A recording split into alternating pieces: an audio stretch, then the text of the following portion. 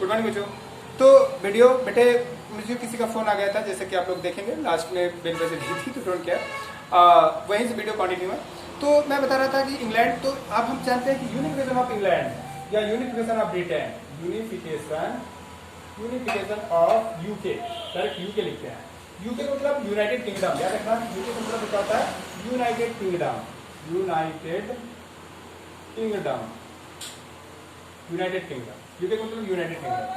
तो ये तीन देशों का कॉम्बिनेशन है, तीन देशों का कॉम्बिनेशन भी कह सकते हैं, हाँ कह सकते हैं। थ्री पैचवर्क एम्पायर का कॉम्बिनेशन है। वो कौन कौन से हैं? England, Scotland and Ireland. ये इन तीन देशों का कॉम्बिनेशन है हमारे पास बच्चों, क्या यूके का फॉर्मेशन। अब ये देखते हैं कि कैसे हुआ। तो बात स्कॉटलैंड की करते हैं। स्कॉटलैंड का अगर देखा जाए तो कल्चर चलेगा बच्चों, language, culture and living style,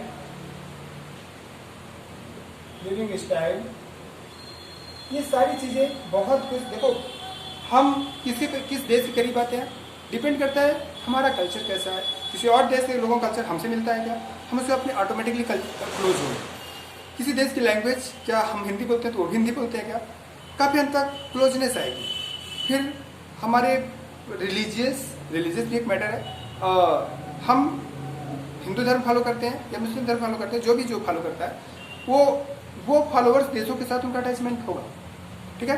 तो वैसे ही यहाँ का सारी चीज़ें तो सेम है, लैंग्वेज सेम है, कल्चर सेम है, रिलीजियस सेम है। इसका स्कॉटलैंड और आयरलैंड का ये बहुत कुछ चीज़ें इनकी सेम है, ठीक है। चाहे वो इसका लैंग्वेज हो, चाहे वो कल्चर हो, चाहे वो मतलब रिलीजियस हो, चाहे वो लिविंग स्टाइल हो, चाहे वो गोरेपन का लक्षण हो, है ना, ह्यूमन वैरायटी ऑफ ह्यूमन, ठीक है। ये सब सिमिलर है, बहुत कुछ सिमिलर है इंग्लैंड और स्कॉटलैंड की। उसी में एक अच्छी बात हो गई कि स्कॉटलैंड की राजकुमारी की शादी, इंग्लैंड की राजकुमारी की शादी, इंग्लैंड के प्रिंसेस की शादी किसके साथ हो गई बच्चों? इंग्लैंड के प्रिंस के साथ। प्रिंसेस की शादी आयरलैंड के प्रिंस के साथ शादी होगी। तो जब ये सब चीजें हो और बात रिश्तेदारी किया जाए तो यूनिफिकेशन होना ही होना है। तो समझ में आया। तो काफी कुछ यूनिफिकेशन मतलब कल्चर ये सब मिलने की वजह से क्या हुआ कि 1700 जब बहुत कुछ ऐसा चीजें सिमिलर हो गई भाई साथ, ये मतलब प्रिंसेस और प्रिंस की शादी के थ्रू ये आपस में एक दूसरे के क्लोज भी आ गए। तो क्या हुआ 1707 में, डेट बहुत इंपॉर्टेंट है एक नंबर के लिए। 1707 यहाँ से एक नंबर का इंपॉर्टेंट, बहुत इंपॉर्टेंट क्वेश्चन बनेगा। 1707 में बच्चों बाय द लॉ, कौन सा लॉ? Act of union. कौन से लॉ से? Act of union. ये लॉ पास किया गया है by the parliament of Scotland,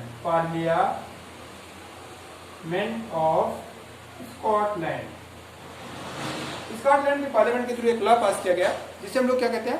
act of union. तो वेरी इंपॉर्टेंट है। एक्ट ऑफ यूनियन किस ईयर पास किया गया? 1797 में। किसके थ्रू पास किया गया? स्कॉटलैंड की पार्लियामेंट के थ्रू गया। क्या हुआ इसके through? The parliament of Scotland was dissolve with the parliament of the England. Important है। क्यों ऐसा हुआ? कंडीशन मैंने पहले बताया, ये सारे कल्चर सेम थे, लैंग्वेज सेम थे, रिलीजियसली सेम थे, ह्यूमन वैरायटी, ठीक है। ये मंगोलॉयड है, जैसे चाइनीज लोग मंगोलॉयड प्रजाति के लोग हैं, है ना। तो हम लोग भूमध्य सागरीय प्रजाति के लोग हैं, मेडिटेरियन वैरायटी के। तो वैसे उनका कल्चर, लोग देखो गोरे लंबे एक जैसे कल्चर के, ठीक है। तो इस वजह से और एक रिश्तेदारी, एक रीजन बन गई। तो उसके थ्रू 1707 में कौन से एक्ट के through? Bye the act of union के थ्रू क्या हुआ? पार्लियामेंट ऑफ स्कॉटलैंड ने एक बिल पास किया और उस बिल के हिसाब से क्या हुआ? Parliament of Scotland was dissolve with the parliament of the England. Parliament of the Scotland was dissolve with the parliament of the England. किसके थ्रू डिसॉल्व हो गई? इंग्लैंड। और दोनों क्या बन गए? एक पार्लियामेंट बन गए, यानी parliament of the England was dissolve with the parliament of the England, और दोनों ने मिलाकर के एक पार्लियामेंट का फॉर्मेशन किया। There was a formation of single parliament, ठीक है। डुप्लेट पार्लियामेंट का एलिमिनेशन कर दिया गया और सिंगल पार्लियामेंट का फॉर्मेशन किया गया। तो there is the formation of the single parliament, double parliament को छोड़ करके सिंगल पार्लियामेंट का फॉर्मेशन किया गया। There was a formation, there is a formation of the single parliament in place of the double parliament. Double parliament मतलब parliament of England और parliament of Scotland. Result क्या हुआ? Parliament by the act of union, किस year? 1797 में। Parliament of Scotland dissolved the Parliament of England and by twice parliamentary systems was converted into the single parliamentary systems। और क्या बन गया? क्या नाम? दोनों इंग्लैंड और स्कॉटलैंड की पार्लियामेंट मिलकर के एक हो गई और इस तरीके से England become the part of the Ireland become the part of the England. और फॉर्मेशन किसका हुआ? ग्रेट ब्रिटेन का। There is the formation of the great Britain, ठीक है। तो किस ईयर? 1797 में। कौन सा एक्ट जिम्मेदार है? वेरी इंपॉर्टेंट क्वेश्चन, कौन सा एक्ट जिम्मेदार है? That is act of the union. Clear? I think clear. नहीं क्लियर हुआ तो मैं आपको लाइव क्लास भी लूंगा, ठीक है। तो इस लाइव क्लास में आप जो भी आप वीडियो देखते समय जो भी आप अपनी प्रॉब्लम्स जनरेट करते हैं लिख लेते चलिए और वो प्रॉब्लम्स आप हमसे पूछते चलिए, हम आपको बताते रहेंगे। डोंट केयर, इसमें आपको चिंता करने की जरूरत नहीं है। wherever you will create the problems I will explain to those problems, ये मेरी जिम्मेदारी, ठीक है। बट आप लोग इंटरेस्ट लेके पढ़िए। अब आते हैं बच्चों, तो इस तरीके से पार्लियामेंट और इंग्लैंड मिलकर के एक हो गए। And Jack union Scotland inherited the England, यानी स्कॉटलैंड को इंग्लैंड ने इनहेरिटेट कर लिया। क्वीन एलिजाबेथ, ये याद रखना, क्वीन एलिजाबेथ के समय की बात है। Religious systems of the originate और सॉवरेनिटी एंड ट्रेड बिकम, दोनों का फ्लैग मिलकर के एक हो गया। जैक यूनियन ऐसा करके जानते हैं, जैक यूनियन इंग्लैंड का वो है। तो अब बच्चों आते हैं, केस आता है आयरलैंड का। स्कॉटलैंड की तो कहानी, बस स्कॉटलैंड आपको इतना याद रखना है। बात आते हैं आयरलैंड, ठीक है। किसके बारे में बात करेंगे? आयरलैंड के बारे में बात करेंगे। आयरलैंड, तो आयरलैंड की कहानी क्या थी? जो आयरलैंड भी एकदम पड़ोसी देश आयरलैंड। बात ये थी कि आयरलैंड क्रिश्चियनिटी, हर रिलीजियस की बात में डिवीजन हुआ। चाहे जो रिलीजियस देख लो, हिंदू रिलीजियस को देख लो, हिंदू रिलीजियस बाद में ढेर सारे देवी देवताओं के बेस पर डिवाइड हो गया। ये शैव मतानुयायी हैं, ये वैष्णव मतानुयायी है। भगवान विष्णु को अपना इष्ट देव समझ करके जो पूजा करते हैं उन्हें शैव मतानुयायी किया गया। भगवान शंकर को जो अपना इष्ट देव समझ करके पूजा करते हैं शैव अनुयायी हो गया। जो वैष्णव अनुयायी भगवान विष्णु को अपना इष्ट देव समझ करके पूजा करते हैं, जो भगवान शंकर को तो शैव था, ठीक है। तो फिर बाद में इसमें कमी आई तो और रिलीजियस पैदा हुए, जैसे आपका बौद्ध धर्म पैदा हुआ। बौद्ध धर्म बाद में डिवाइड होकर के दो पार्टों में बढ़ गया, हीनयान, महायान, ठीक है, ठीक है। जैन धर्म पैदा हुआ, जैन धर्म बाद में डिवाइड होकर दो पार्टों में बढ़ गया, ठीक है। ये आपका सॉरी हीनयान और महायान ये जैन धर्म के डिवीजन है। और बौद्ध धर्म के डिवीजन श्वेतांबर और दिगंबर, ठीक है। हाँ, कुछ कंफ्यूजन हो रहा है क्या? हाँ, श्वेतांबर, दिगंबर, ये बच्चे जैन धर्म के रिलीजन वो है, जैन धर्म के। और इसमें हीनयान, महायान, यानी मैंने पहले ही बताया, सही बताया। इंग्लैंड मतलब बौद्ध धर्म दो पार्टों में बटा, हीनयान, महायान। और आपका जो जैन धर्म था वो दो पार्टों में बटा, आपका श्वेतांबर और दिगंबर। जो श्वेत कपड़े पहनते थे वो श्वेतांबर का है, जो कपड़े नहीं पहनते थे वो दिगंबर कहलाए। इसी तरीके से हीनयान, जो भगवान गौतम बुद्ध को भगवान समझ करके उनकी पूजा करते हैं, उन्हें उस धर्म को हीनयान कहा गया। सॉरी, जो भगवान बुद्ध को एक महान आदमी समझ करके उनको मानते हैं, उनके शिक्षाओं को फॉलो करते हैं, उन्हें हीनयान कहा गया। महायान, भगवान बुद्ध को ईश्वर समझ करके पूजा की गई, ये जनरली महायान कहा गया। इसी तरीके से मुस्लिम रिलीजन दो पार्टों में बटा, आपका ये क्या कहते हैं, सुन्नी, शिया, जानते हैं। शिया और सुन्नी काफ़ी एक दूसरे से कंपटीशन रखते हैं और कभी वो कंपटीशन कभी वायलेंस भी हो जाता है, ये सब जानते हैं। तो ये चीज़ें मैं बता रहा था। तो वैसे ही क्रिश्चियनिटी, जिसे ईसा मसीह ने स्टार्ट किया, वो क्रिश्चियनिटी बाद में दो पार्टों में बटी और एक बना, दो पार्टों में क्रिश्चियनिटी बची बच्चों। एक का नाम बना प्रोटेस्टेंट्स, प्रोटेस्टेंट, और एक बना जो प्रोटेस्टेंट्स बना, और एक बना कैथोलिक। एक प्रोटेस्टेंट्स और स्टैंड्स एंड एक बना कैथोलिक। तो कैथोलिक और प्रोटेस्टेंट्स, प्रोटेस्टेंट दो ग्रुपों में डिवाइड हुआ। हमारा कौन जो क्रिश्चियनिटी रिलीजियस बाद में दो पार्टों में बढ़ गई, एक प्रोटेस्टेंट और एक कैथोलिक्स, ठीक है। तो क्वेश्चन ये आता है कि प्रोटेस्टेंट्स, कैथोलिक अब इनके बीच में ज़्यादा जानना, क्योंकि ज़्यादा मुझे क्रिश्चियन रिलीजियस का सब अनुभव नहीं है, चर्च वर्च सबके साथ खुशी खुशी घूमने के लिए चले जाते हैं, वहाँ पूजा कैसे होती है पता नहीं, तो इस वजह से बता नहीं पाऊंगा कि इनका बेसिक बेस क्या है। बट ये है कि कैथोलिक्स ऑर्थोडॉक्स है और जो हमारे प्रोटेस्टेंट्स हैं ये लिबरल ऑर्थोडॉक्स और लिबर्टी, बस इतना जो कि कॉन्सेप्ट में पढ़ना होता है, इतने मुझे पता है, जिससे ज़्यादा मुझे पता नहीं है और इतना आपके काम का नहीं है। तो क्या हुआ, इंग्लैंड एक प्रोटेस्टेंट कंट्री है, इंग्लैंड एक प्रोटेस्टेंट्स मतलब वहाँ ज़्यादा से ज़्यादा लोग कौन से रिलीजियस को फॉलो करते हैं, प्रोटेस्टेंट रिलीजियस को फॉलो करने वाले लोग हैं। किस कंट्री की बात करें, इंग्लैंड। वहीं पर आयरलैंड दो पार्टों में बटा है, आयरलैंड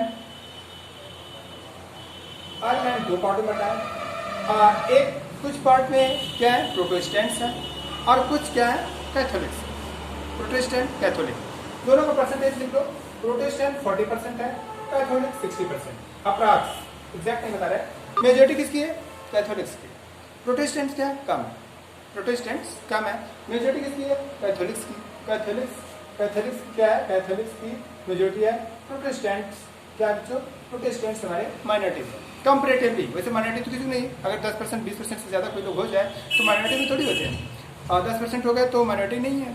तो मेरे कहने मतलब है, लेकिन यहाँ पर 40% कैथोलिक्स प्रोटेस्टेंट और 60% कैथोलिक्स है।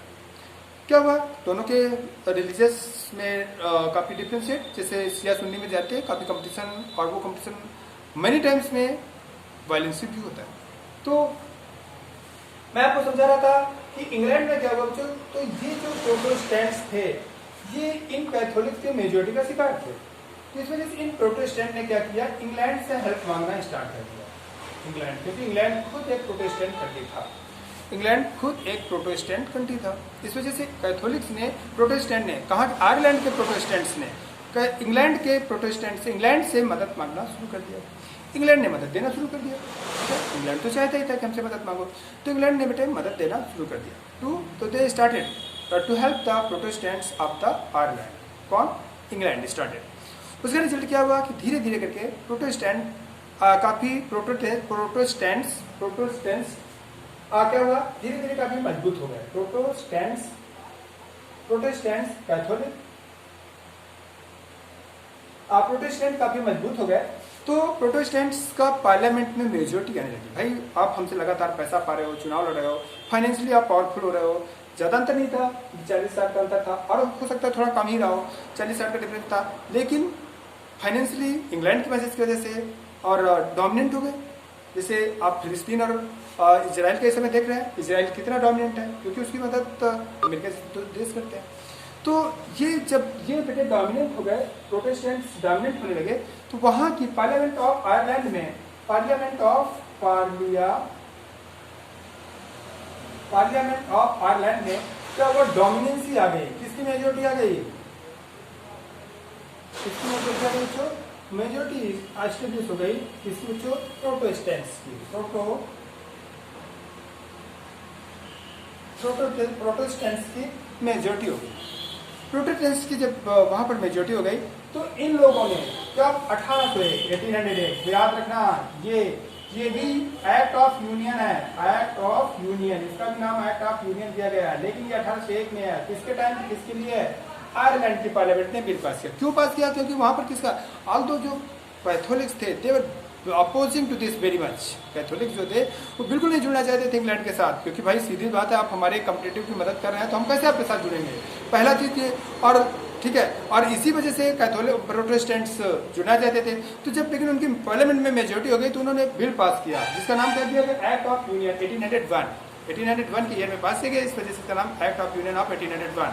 याद रखना, दोनों में डिफरेंशिएट याद रखना, act of union of Scotland and act of union of the Ireland. तो क्या हुआ, बिल पास किया, और ये बिल पास किया तो क्या कहते हैं, क्या हुआ कि उन्होंने क्या किया, by this bill act of union, parliament of Scotland, parliament of Ireland, parliament of Ireland dissolve with the parliament of the England, England के पार्लियामेंट के साथ पार्लियामेंट ऑफ आयरलैंड को डिसॉल्व कर दिया गया।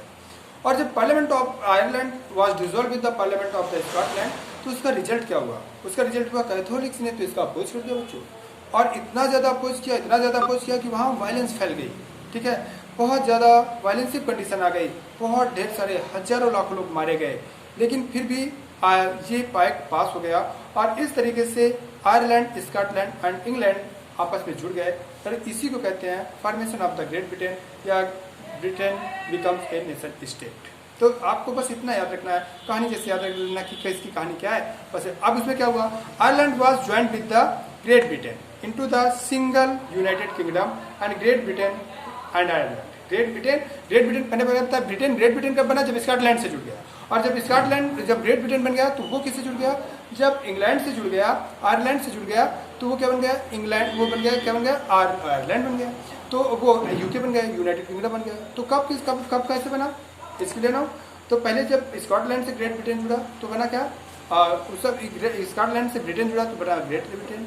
और जब ग्रेट ब्रिटेन का फॉर्मेशन हो गया, तो ग्रेट ब्रिटेन के फॉर्मेशन के बाद क्या बन गया, मतलब इंग्लैंड और आयरलैंड आपस में जुड़ गए, ठीक है, मतलब ग्रेट ब्रिटेन और आयरलैंड जुड़ गए, तो ग्रेट ब्रिटेन और आयरलैंड जब बढ़ गए तो वो बन गया और ग्रेट ब्रिटेन बन गया, ठीक है। तो ग्रेट ब्रिटेन का फॉर्मेशन हुआ कब हुआ, जब parliament of the England, Ireland was dissolve with the parliament of the England, Dublin parliament was abolished, Dublin जो थी डबल पार्लियामेंट तो उसे अबोलिश कर दिया गया और उसकी जगह पर सिंगल पार्लियामेंट का फॉर्मेशन हुआ। The Algecian Church was also recognized as the official Church of Ireland, and तो इस तरीके से बच्चों ये एक मैंने एग्जाम्पल बताया, मैंने आपको गॉड सेव तीनों कंट्री का मिला करके एक सिंगल वो बना, नेशनल सॉन्ग बना, O God save our king, noble king, ठीक है। एंड लैंग्वेज के यूनिटी, इक्वलिटी पहले से थी, सिमिलरिटी पहले से थी, और by variety they were same, ठीक है। तो बस ये रिस्ट्रिक्शंस, तो इस तरीके से ये बनता है nation, England become a nation state. I think आप लोगों को समझ में आ गया होगा। कल हम लोगों को 2 टॉपिक पढ़ने हैं, visualising of the nation state, जिसमें आपको पढ़ाना है मेरिना एंड जर्मेनिया। और मेरिना एंड जर्मेनिया के बारे में थोड़ा सा बता दे रहे हैं, जैसे भारत में भारत माता, वैसे फ्रांस में मेरिना और जर्मनी में जर्मेनिया। भारत माता कोई पैदा हुई लेडी नहीं है, पोर्ट्रेट की गई है, रवींद्रनाथ टैगोर ने पहली बार पोर्ट्रेट किया, फिर ये कई बार लोगों क्या है, बाद में भारत सरकार के कॉन्स्टिट्यूशन मेकर्स के थ्रू इसे भारत के नेशनल सिंबल्स के रूप में इसे एक्सेप्ट किया गया, अडॉप्ट किया गया, और इस तरीके से इसका तो ये पढ़ना है मेरिना एंड जर्मेनिया। और इसके बाद एक इम्पोर्टेंट से टॉपिक पढ़ना है बाल्कन प्रॉब्लम्स, ठीक है। बाल्कन प्रॉब्लम्स सी बाद में फर्स्ट वर्ल्ड वार के रूप में कन्वर्ट होता है। बाल्कन प्रॉब्लम्स, बाल्कन टेंशन की बाद में फर्स्ट वर्ल्ड वार के रूप में जनरेट होती है। तो मुझे नहीं पता, जो मैं बता दूं, मैं factually I am saying to you कि मैंने आपकी बुक को अभी बिल्कुल नहीं देखा कि आपकी बुक में कैसा दिया है, क्या कॉन्सेप्ट दिया है, बट मैं बता रहा हूँ what ever I am delivering, what ever I am teaching is completely enough for your exam. कोई भी क्वेश्चन बाहर नहीं जाएगा। अगर आप 1 नंबर के क्वेश्चन को थ्रू करते रहो, एक क्वेश्चन का भी क्वेश्चन, 1 नंबर का क्वेश्चन भी बाहर नहीं जाएगा। अगर आप मेरे लेक्चर को बहुत कंटिन्यूसली देख रहे हैं, you will get every point. मैं आगे अपने लेक्चर की क्वालिटी को और डेवलप करूँगा। मैं बता रहा हूँ कि थोड़ा सा मैं रिविजन क्लास से ले रहा हूँ, इस वजह से थोड़ा सा मैंने कुछ चीज़ें जब अप किया। अगले 2nd चैप्टर से मैं स्टार्ट करूँगा फेडरलिज्म, कल परसों से शायद मैं स्टार्ट करूँ। बच्चों आप सही से पढ़ना फेडरलिज्म। मैं अपने लेक्चर की क्वालिटी को इतना मेंटेन करूँगा कि दावा रहेगा कि एक भी क्वेश्चन बाहर नहीं जाएगा। आप कई बार वीडियो देखो, कई बार देखो, श्योर है कि आपको कंप्लीट होगा। तो विजुअलाइजिंग द नेशन हम देखेंगे कि क्या थी मेरिना और क्या थी जर्मेनिया, इनके बारे में हम जानने की कोशिश करेंगे। और ठीक है, बस इतना समझ सकते हैं जैसे भारत माता अनबॉर्न है, पोर्ट्रेट है, एलोगोरीज है, वैसे भी ये भी दोनों एलोगोरीज हैं अलग अलग देशों की। ये हम ये कहें कि हमसे उन्होंने नकल किया है तो हम बिल्कुल गलत है। हमसे उन्होंने नकल नहीं किया, एक्चुअली हमने उनसे नकल किया। क्यों? क्योंकि हमने तो भारत माता बाद में बनाया। इंग्लैंड ने तो फ्रांस ने तो कब बना लिया था, इंग्लैंड ने जर्मनी ने तो कब बना लिया था। तो हमने उनको एक कंट्री को विजुअलाइजिंग शेप दिया। ठीक है, भगवान हमारे किस रूप में हमें पता नहीं है, हम उन्हें विजुअल शेप देते हैं, ऐसा देते हैं। ठीक है, राम जी ऐसे थे, सामने थे, लक्ष्मण जी ऐसे थे, हनुमान जी ऐसे थे। हम उनको एक विजुअलाइजिंग देखना चाहते हैं। हमारी आदत है कि किसी चीज़ को हम कैसे फील करेंगे, जब हम उसे देखेंगे तभी तो फील करेंगे, बिना देखे कैसे फील करेंगे। हाँ, इस्लाम इस बात को बिल्कुल नहीं मानता। इस्लाम कहता है कि नहीं, हमें अंदर से फील आना चाहिए। तो फीलिंग्स अगर हम देख के फील करते हैं तो हमारे अंदर एक, जब भी हम आँख बंद करेंगे तो हमें एक चेहरा हमारे सामने आएगा। और जब हम चेहरे से नहीं परिचित है तो हमारे आँख के सामने क्या आएगा पता नहीं। हाँ, वो लोग कह सकते हैं कि भाई मक्का मदीना ये दिखेगा पड़ेगा, तो वो भी एक विजुअल शेप ही है। तो विजुअलाइजिंग द नेशन, किसी कंट्री को एक विजुअल फॉर्म में रिप्रेजेंट करना, that is visualising the nation. ठीक है, और उसके बारे में हमें फ्रांस और जर्मनी पढ़ना, और इसके बाद फिर हम लोगों को बाल्कन टेंशन कल पढ़ लेना। कल ये चैप्टर हम खत्म कर लेंगे रिवीजन में, और आफ्टर दैट फिर हम लोग नया टॉपिक स्टार्ट करेंगे। मैं बार बार आपसे कहता हूँ कि बार बार आप इंटरेस्ट होकर देखिए, मजा आएगी। Okay, thank you.